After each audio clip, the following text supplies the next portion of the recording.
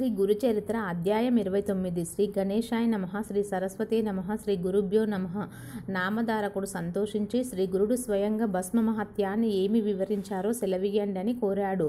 అప్పుడు సిద్ధయోగి ఇలా చెప్పారు. త్రివిక్రమ భారతి ఆ ప్రశ్న వేయగానే శ్రీగురుడు సంతోషించి ఇలా వివరించారు. పూర్వం గృతాయుగంలో వామదేవుడనే మునీశ్వరుడు జీవన్ముఖుడై ఆత్మానందంతో తేలియాడుతుండేవాడు. ఆ ముని జడలు నారబట్టలు ధరించి ఒంటి నిండా విభూతి పూసుకొని అక్కడక్కడ సంచరించి చివరకు నిర్మశ్యంగా ఉన్న క్రౌంచరణ్యంలో నివసించసాగాడు. అడవిలో ఒక బ్రహ్మ రాక్షసుడు కనిపించిన ప్రాణినల్లా చంపి తింటుండేవాడు. వాడు ఆ మునిని చూసి ఆయన్ను మృంగదలిచి ఆయన మీదకొచ్చాడు. ఆ ముని నిర్లిప్తంగా చూస్తుండిపోయాడు. అతడు చెంపడానికై అతన్ని త్రాకగానే ఆయన శరీరం మీద భస్మం అతనికి అంటుకున్నది. వెంటనే ఆ రాక్షసునికి పూర్వజన్మ స్మృతి కలిగింది. ఈ ప్రపంచంలో ఏదైనా లభిస్తుందేమో, సత్పురుషుల దర్శనం లభించడం ఎంతో కష్టం అని ఘోర పాపాలు చేసిన రాక్షసుని కూడా ఆ ముని యొక్క స్పర్శ తగలగానే అతడి హృదయం శాంతించి విశేషమైన జ్ఞానం ఉదయించింది. అతడు ఆ ముని శ్రేష్ఠుని పాదాలపై పడి గురుత్తమ, నువ్వు సాక్షాత్ భగవంతుడువు. మీ కటాక్షం వల్ల నా పాపాలన్నీ తొలగిపోయాయి, నా పాపపు తలంపులన్నీ ఆగిపోయాయి, నన్ను రక్షించు అని వేడుకున్నాడు. అప్పుడు వామదేవ మహర్షి, నీవెవడవు, నువ్వు ఈ అడవిలో ఎందుకున్నావు అని అడిగాడు. ఆ రాక్షసుడు నమస్కరించి ఇలా చెప్పాడు. స్వామి, మీ దయ వలన నాకు పూర్వజన్మలన్నీ గుర్తొచ్చాయి. నాకు 25 జన్మల కిందట ఉత్తమమైన జన్మ లభించింది. అప్పుడు నేను దుర్జయునుడు అను పేరు గల యవనరాజును. అప్పుడు నేనెన్నో పాపాలు చేసి ప్రజలకు ఎన్నో ఇబ్బందులు కలిగించాను.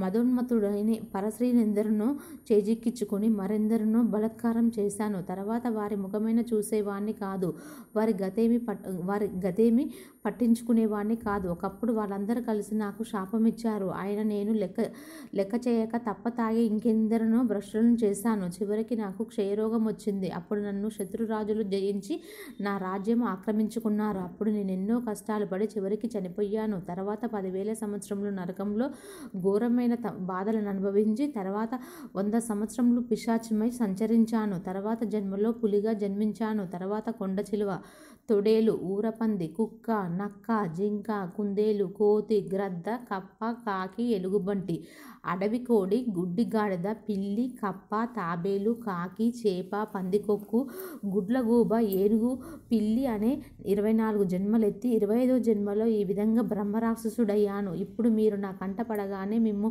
మృంగాలన్న గర్భత్రంతో మీ మీదకొచ్చి మిమ్మల్ని తాకగానే నాకు జ్ఞానం కలిగింది. నేను చేసిన పాపాలన్నీ ఒక్కసారి తుడిచిపెట్టుకుపోయాయి. ఇక నాకు జన్మరాహిత్యం ప్రసాదించు, రక్షించు.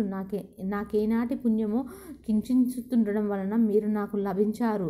స్మృతించినంత మాత్రానే నాకింత జ్ఞానం ప్రసాదించిన మీరు నిర్భయంగా పరమేశ్వరులే. కానీ నా వంటి నికృష్టుడికి ఇంతటి జ్ఞానం ఎలా కలిగిందో తెలపండి అని ప్రార్థించాడు.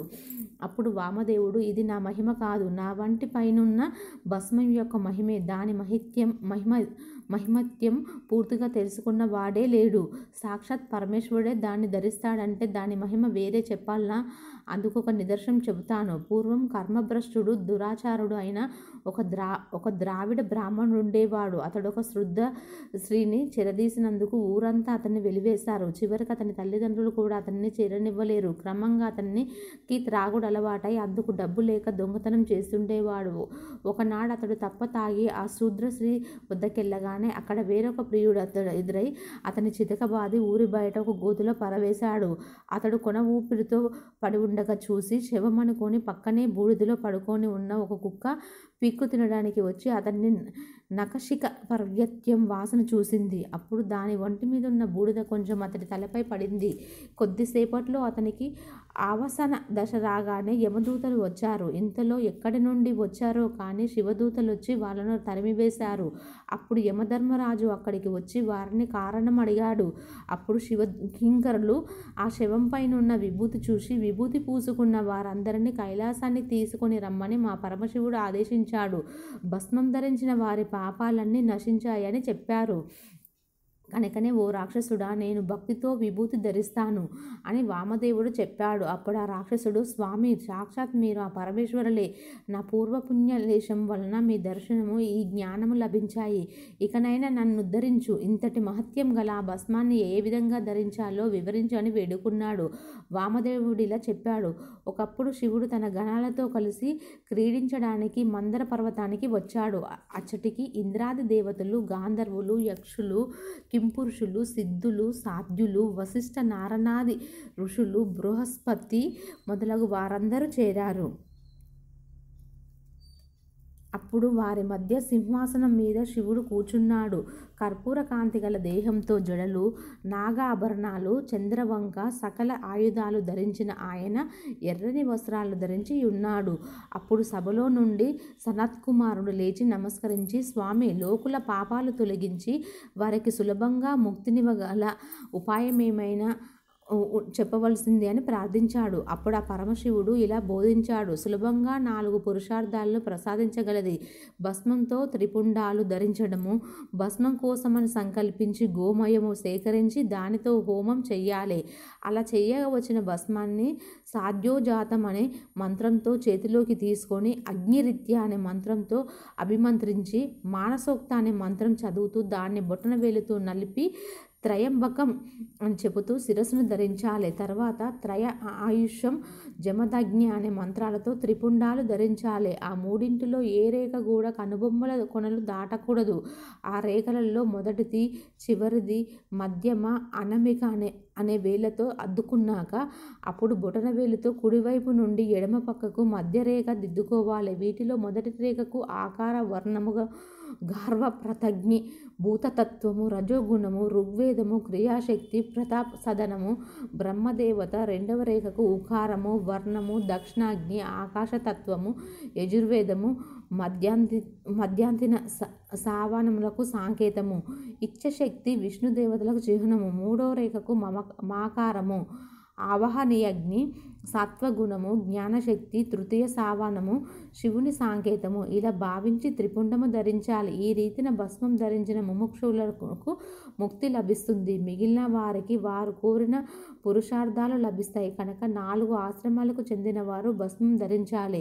దాని వలన పాపాలు నశించి పుణ్యం చేకూరుతుంది. ఈ విధంగా తెలియకపోయినా సంపూర్ణమైన విశ్వాసంతో భస్మం ధరించిన చాలు, పాపాలన్నీ నశిస్తాయి. భూమిపైనున్న తీర్థాలన్నింటిలో స్నానం చేసినంతటి పుణ్యము, మంత్రాలని అనుష్ఠానం చేసిన ఫలితము లభించడమే గాక ఇతరులకు కూడా ఉత్తమ గతి లభిస్తుంది. వ్యాధి భయం తొలగి దీర్ఘాయువు, ఐశ్వర్యము, జ్ఞానం లభిస్తాయని శివుడు చెప్పాడు. కనుక ఓ రాక్షసుడా, ఈ భస్మం వల్లనే నీకిట్టి జ్ఞానం కలిగింది అని చెప్పి కొంచెం భస్మం మంత్రించి వామదేవ మహర్షి ఆ రాక్షసుడికి ప్రసాదించాడు. దానిని ధరించి ఆ రాక్షసుడు ముక్తుడై మహర్షికి ప్రదక్షిణము నమస్కారం చేసి స్వర్గానికి వెళ్ళిపోయాడు.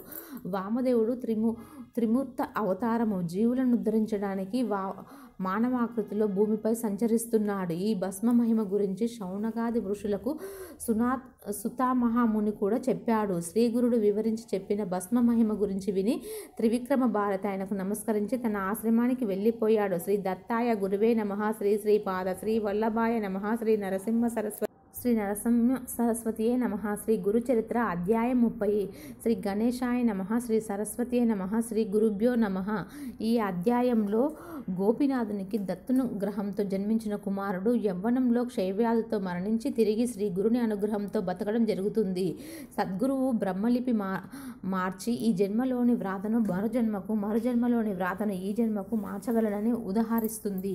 ఇట్టి లీలలు శ్రీ అక్కల్కోట స్వామి చరిత్ర, శ్రీ షిరిడి సాయిబాబా వంటి నేటి దత్తావతార చరిత్రలో కూడా చూడవచ్చు. కిందటి అధ్యాయాలు సన్యస్య కర్మ మార్గాలను పురుషులకు వివరిస్తే ఈ అధ్యాయాలు స్త్రీ ధర్మాన్ని సోదరోదరంగా వివరిస్తాయి. ఈ అధ్యాయంలో తెలిపిన అనేక అంశాలు సావిత్రి యొక్క ఆచరణ కూడా తెలుపుతుందని గమనించాలి. ధర్మవర్తులను ధర్మం వలన పొందలేని ఫలితాలను కూడా సర్వధర్మ పరుడైన సద్గురువులను ఆశ్రయించడం వలన పొందగలరని, ధర్మ పరాకాష్ఠను కూడా సద్గురువు దర్శనాన్ని మాత్రమే ప్రసాదిస్తుందని సావిత్రి వృత్తాంతం నిరూపిస్తుంది. ఆమెకు సహాగమనం వలె ధర్మ నిరతి కూడా సద్గురు సమగమ ఫలితమే. నామధారకుడు, స్వామి నాకెన్నో శ్రీగురుని గురించిన అపూర్వమైన అంశాలు తెలుపుతున్నారు. ఇట్టి మీ రుణం ఎప్పటికైనా తీర్చుకోగలనా? అటు తర్వాత ఏమి జరిగిందో సెలవియ్యండి అని ప్రార్థించాడు. అంతటా సిద్ధమునీంద్రుడు ఇలా చెప్పసాగారు. నామధారక, ఈ శ్రీగురు లీలలన్నీ చెప్పడం ఎవరి తరము కాదు. నాకు చేతనైనంత వరకు చెబుతాను విను. శ్రీగురుడు చూడడానికి మానవుని వలె కనిపించినప్పటికీ ఆయన మహిమను బట్టి త్రిమూర్త అవతారమన్న కీర్తి నలుదిక్కుల వ్యాపించింది. భక్తులు ఎంతో దూర ప్రాంతాల నుండి వచ్చి వారి అనుగ్రహం వలన కోరికలన్నీ పొందుతున్నారు. దరిద్రులు ధనాన్ని, సంతానం లేని వారి సంతానము, రోగులు ఆరోగ్యం పొందుతున్నారు. అలాంటి వారిలో ఒకటి వృత్తాంతం చెప్తాను విను.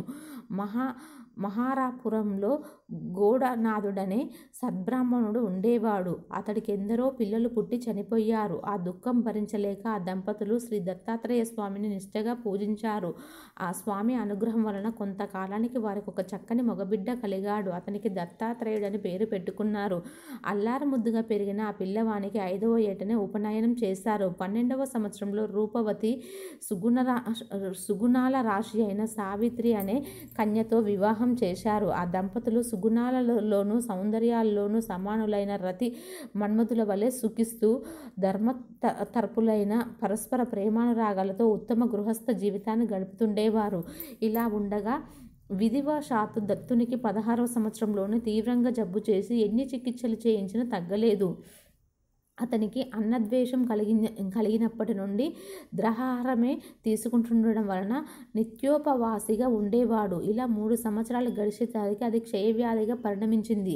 అతని భార్య కూడా అతని తిన్నాక మిగిలిన అన్నం మాత్రమే తింటూ నిరంతరం అతని సేవలో గడిపేది. అతడు కృషించిన కొద్దీ ఆ పతివ్రత కూడా శుష్కించసాగింది. భర్త రోగంతో బాధపడుతున్న కారణంగా ఆమె కూడా అతని వలె అలంకారమే చేసుకునక పాత చీరే ధరించేది. జుట్టు దువ్వుకోకపోయేసరికి ఆమె జుట్టు జడలు కట్టింది.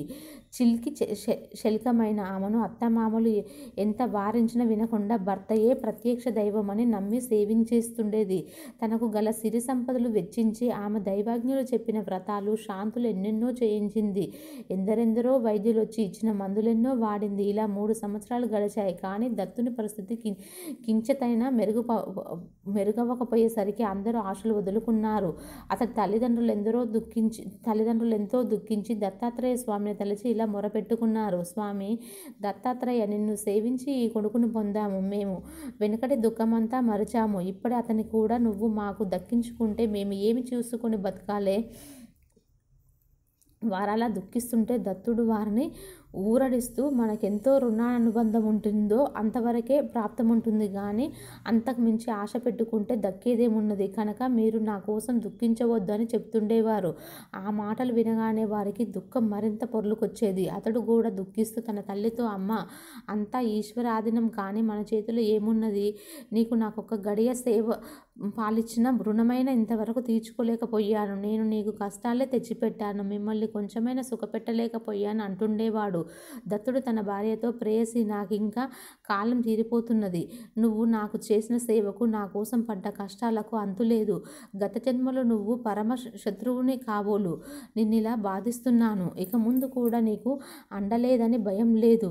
నా తల్లిదండ్రులు నిన్ను కన్న కూతురిలా చూసుకుంటారు. అయినా నీకు ఇది ఇష్టం లేకపోతే నువ్వు పుట్టింటికి వెళ్ళిపోవచ్చు. నీతో కాపురం చేసే అదృష్టం నాకు కించితైనా లేదు. దౌర్భాగ్యుడనైన నన్ను కట్టుకున్న క్షణంతోనే నీ సౌభాగ్యం కలిసింది అని బాధపడుతుండేవాడు. సావిత్రి ఆ మాటలు భరించలేక చెవులు మూసుకొని ఏడుస్తూ, స్వామి మీరు నన్ను విడిచిపోతారా? మీకంటే నాకు వేరే గతి ఏమున్నది? భార్యకు భర్తయే దిక్కుగాని తల్లిదండ్రులు గారు. నేను మీ శరీరంలో అర్ధభాగాన్ని సుమా. నా ప్రాణమైన మిమ్మల్ని వదిలిపోతే నా శరీరంలో ప్రాణం ఉండదు. మీరెక్కడ ఉంటే నేను అక్కడే ఉంటాను అంటుండేది. సావిత్రి మాటలు వినగానే ఆ వృద్ధ దంపతులు గుండెలు బద్దలయ్యేవి. సావిత్రి, అయ్యో మీరు ఇలా దుఃఖపడితే ఎలా? మీరు ధైర్యంగా ఉండాలి. నా ప్రాణేశ్వరునికి ఎట్టి భయం లేదు. అందరం కలిసి భగవంతుని ప్రార్థిద్దామని ధైర్యం చెప్తుండేది. ఆమె ఒకసారి గాలి మార్పుకై అతన్ని ఎక్కడికైనా తీసుకెళ్లాలని అనుకుంది. అప్పుడు ఒక గ్రామస్తుడు, మీరు దత్త భక్తులు కదా, దత్తావతారమైన శ్రీ గురుని వద్దకు వెళ్ళండి, అక్కడెందరికో మంచి జరుగుతుందన్నది చెప్పాడు. అప్పుడు సావిత్రి అత్తమామలకు నమస్కరించి, గాంధర్వపురంలో శ్రీ నరసింహ సరస్వతి అనే మహనీయులున్నారట. వారి అనుగ్రహం వలన నా భర్తకు మళ్ళీ ఆరోగ్యం కలుగుతుందన్న నమ్మకం నాకున్నది. మీరు అనుజ్ఞ ఇస్తే మేమిద్దరం అక్కడికి పోతాము. ఆ స్వామి మహిమ గురించి ఎందరెందరో చెప్పగా విన్నాను. మేము అక్కడ వెళ్ళడానికి అనుజ్ఞ ఇవ్వవలసిందని వారి కాళ్ళ మీద పడి వేడుకుంది. ఆ వృద్ధులు తాము ఆశలు వదులుకున్న బిడ్డ ఎలాగైనా బతికితే చాలని అందుకని అనుమతించి తగిన ఏర్పాట్లు చేశారు. ఆమె తన అత్తమామలతో మీరు ధైర్యంగా ఉండండి, ఆ గురుదేవుడే నా భర్తను రక్షించగలడని చెప్పి వారికి నమస్కరించి సెలవు తీసుకుని బయలుదేరింది. ఆ యువతి యొక్క ధైర్యానికి ఆ వృద్ధ దంపతులు అబ్బరపడి, అమ్మాయి శ్రీ దత్తస్వామి అనుగ్రహం వలన మా అబ్బాయి చిరంజీవి అవుగాక, సౌభాగ్యవతి భవ అని హృదయపూర్వకంగా ఆశీర్వదించి ఆమెకు వీడుకోలు చెప్పారు.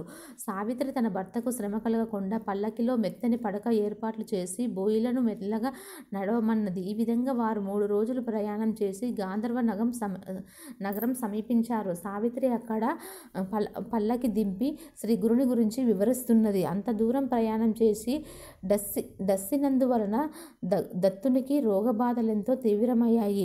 ఆవాసన దశ సమీపించిందన్నట్లు అతడు బాధతో గిలగిలలాడుతున్నాడు. ఎలాగో పల్లకిని గాంధర్వపురం చేర్చి అక్కడ ఒక చోట దింపి సావిత్రి త్వరగా వెళ్ళి శ్రీ గురుడెక్కడ ఉన్నాడని ఆ ఊరి వారిని వివరించింది. వాళ్ళు స్వామి అనుష్ఠానానికి సంగమం వద్దకు వెళ్ళారని చెప్పారు. అతన్ని అక్కడికి తీసుకువెళ్ళమని సావిత్రి పల్లకి వద్దకు వచ్చేసరికి దత్తుడు మరణించాడు. పాపం, ఆమె గుండెలు బాదుకుంటూ ఏడుస్తున్నది. ఆమె పెట్టుకున్న ఆశలన్నీ పటాపంచలయ్యాయి. ఆ శోకం భరించలేక ఆమె కత్తితో పొడుచుకోబోతే అక్కడి వారందరూ అడ్డు వచ్చి ఆపారు. ఆమె దుఃఖిస్తూ, అయ్యో స్వామి, నాకు ఇదేమి గతి? ఓ శ్రీ గురుమూర్తి, మీరు ప్రాణరక్షకులని తలచి గంపెడాశతో ఇంత దూరం కాలు ఈడ్చుకుంటూ వచ్చాను. కానీ నా పని దైవానుగ్రహం కోసం వెళ్ళిన వాని మీద ఆలయం విరిగిపడ్డట్లు, నీడను చేరబోయిన వాని మీద ఆ చెట్టు విరిగిపడినట్లు, మంచి నీటికని పోయిన వాడు మొసలి నోటబడ్డట్లు నా భర్తని బ్రతికించుకోవడానికి ఇక్కడికి వచ్చి నేను అతన్ని పోగొట్టుకున్నాను. నా గతి పులిబారి నుండి తప్పించుకున్న ఆవు గోమాంసం తినే అవనుడి పాలిట పడినట్లయింది. నాకు తెలియకనే నేను నా భర్తను చంపినదాన్ని అయ్యాను. వృద్ధురాలైన అత్తమామలకు ఒకగానొకడైన వారి బిడ్డను దూరం చేసి దేశంగాని దేశంలో దిక్కులేని చావు చచ్చేలా చేశాను అని హృదయపూర్వకంగా విచారంగా ఏడుస్తున్నది. అప్పుడు అక్కడ చేరిన వారిలో కొందరు, అమ్మాయి, నువ్విలా ఏడిచినందువలన లాభమేమి? విధిలిఖిత విష్ణువుడైనా విడిచిపెడుతుందా అని తెలియజెప్పాలని చూశారు. కానీ వయస్సులో చిన్నదైన ఆమెకు అతని సహచర్యంలోని మధురమైన స్మృతులు గుర్తుకు వచ్చి ఆమె హృదయాన్ని కలిసివేస్తున్నాయి. ఆమె దీనాతి దీనంగా వారందరితో, అయ్యల్లారా, ఇప్పుడు నేనెక్కడా, ఎవరి అండన ఉండాలి? నా ప్రాణనాథుడు మరణించాక నేనెలా బతికేది? నా భర్త వంటి సుగుణ సంపన్నుడు ఈ లోకంలో మరెవ్వరు లేరు. చిన్నప్పుడు గౌరీ వ్రతము, వివాహమయ్యాక భవానీ పూజలు, అఖండ సౌభాగ్య వ్రతం అన్నీ ఎంతో శ్రద్ధగా చేశాను. ఆ పుణ్యమంతా ఏమైపోయింది? నా మాంగళ్య రక్షణ కోసం నా నగలన్నీ వదులుకున్నాను. అందుకు ఫలితం చివరికి నాకు ఈ పసుపు తాడైనా దక్కకపోవడం ఎలా అని దుఃఖిస్తూ ఆ శవం మీద పడి, స్వామి, నన్ను విడిచి ఎక్కడికి పోయారు? మీరు లేకుండా నేనెలా బతకగలను? అయ్యో! ఈ వార్త విన్న వెంటనే మీ తల్లిదండ్రులు మరణిస్తారు. వారి బిడ్డను ఎలాగైనా బతికించుతానని వారిని నమ్మించి మిమ్మల్ని ఇక్కడికి తీసుకొచ్చాను. నేను ఈ పని చేసినందువల్ల 3 ప్రాణాలు తీసిన దోషున్నయ్యాను. నేను ఇప్పుడు వారికి ముఖమెలా చూపేది? నేను మీతోనే వస్తాను అంటూ హృదయ విదాచారంగా శోకిస్తుంది. ఇంతలో అక్కడికి మెడలో రుద్రాక్షమాలలు, చేతిలో శూలము, శరీరం నిండా భస్మం ధరించిన ఒక తపస్వి వచ్చి సావిత్రికి ఇలా వివేకం ఉపదేశించాడు. పిచ్చిదానా, నువ్వు ఇలా ఏడ్చి ఏమి ప్రయోజనము? నొసటి వ్రాత మారదు గదా, పోయిన ప్రాణం తిరిగి వస్తుందా? ఈ భూమి మీద చనిపోకుండా శాశ్వతంగా ఎవరు నిలుస్తారు? అయినా ఇతడిక్కడికి పోయాడనుకుంటున్నావు? ఇతడెక్కడికి పోయాడనుకుంటున్నావో ఆలోచించు.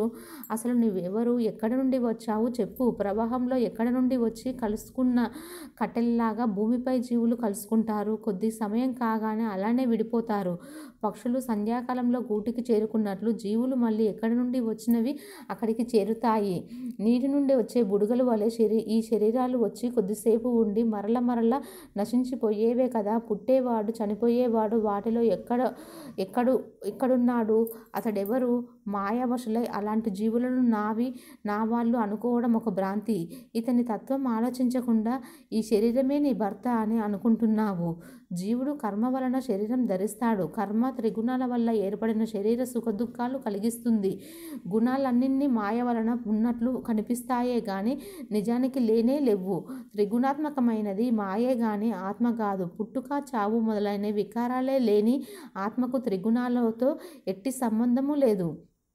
ఆ జీవుడు అవిద్య వలన కర్మబంధంలో చిక్కి ఈ సంసారంలో పడి ఈదులాడు ఉన్నంత వరకే సుఖదుఖాలు అనుభవిస్తాడు. మృత్యువంటన సుదీర్ఘమైన ఆయువు గల దేవతలు కూడా కల్పాంతరంలో నశింపవలసిందే. ఇక మానవుడి సంగతి చెప్పాలన్నా కాలం వలన పుట్టి దాని కఠినమైన పున్న ఈ శరీరం స్థిరంగా ఉండడం ఎలా సాధ్యం? ఇలా కాలము, కర్మ మరియు త్రిగుణాలకు లోబడి ఉన్న ఈ భౌతికమైన శరీరం పుట్టినందుకే సంతోషం కానీ మరణించినందుకు దుఃఖం కానీ పొందదగినది ఏమీ లేదు.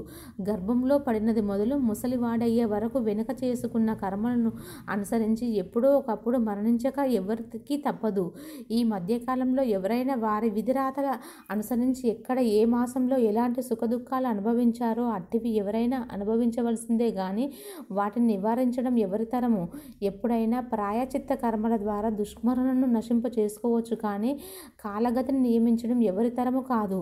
ఇప్పటి మీ సంబంధమే నిజమైతే గత జన్మలో మీకెవరితో ఎట్టి సంబంధం ఉన్నదో చెప్పగలవా? లేక వచ్చే జన్మలో నీకేం జరుగుతుందో చెప్పగలవా అని ఆలోచించకుండా వ్యర్థంగా బాధపడితే ఎందుకు? రక్తం, మాంసం, శ్లేషం మొదలైన ధాతువులతో చేయబడిన ఈ పంచభౌతిక శరీరం నేను, నాది అనుకోవడం సరియేనా? ఇంతకు నువ్వు శోషించేది ఇటువంటి తోలుబొమ్మ కోసమే గదా. ఇకనైనా ఈ శ్లోకాన్ని నిగ్రహించుకొని ఈ జన్మచక్రం నుండి బయటపడే మార్గం ఆలోచించుకో అన్నాడు. ఆ బోధివిని సావిత్రి కొంచెం తమాయించుకొని ఆ ముని పాదాలకు నమస్కరించి, స్వామి, నాకెలాగైనా తరుణోపాయం చెప్పండి. మీరు చెప్పినట్లే చేస్తాను. దయాసాగర, నాకు నువ్వే తల్లివి, తండ్రివి. నువ్వే సంసారం నుండి తరించే మార్గం ఉపదేశించండి అని వేడుకుంది. శ్రీ దత్తాయ గురువే నమః. శ్రీ శ్రీపాద శ్రీ వల్లభాయ నమః. శ్రీ నరసింహ సరస్వతియే నమః.